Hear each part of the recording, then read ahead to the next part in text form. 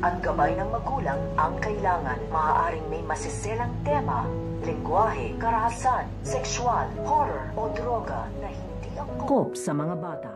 Ang paghahanap nito nga ni Ramon dito nga kay David, dahil ito nga si Ramon ay nadinig nga na dito ang sinabi nito nga ni Severino bago nga tuluyan itong masawi, dahil nabanggit nga na dito ang pangalan nito nga ni David. Kaya nga ito nga si Olga ay kabado na nga dito dahil nadinig nga nito nga daw ni Ramon ito nga daw pangalan na David, at ipapahanap na nga nito nga ni Ramon ito nga daw si David, dahil ito nga daw si David ang pumasla dito nga daw sa kanyang matalik na kaibigan at tapat na tauhan na ito nga si Severino. Kaya nga ito nga si Ramon ay ipapahanap na nga dito ito nga si David. So pakakaabangan nga natin dito kung matutok na saan nga ba nito nga ni Ramon na ito nga ang kanyang hinahanap na tao na ito nga si David ay ito nga rin yung kanyang nagpapanggap na anak.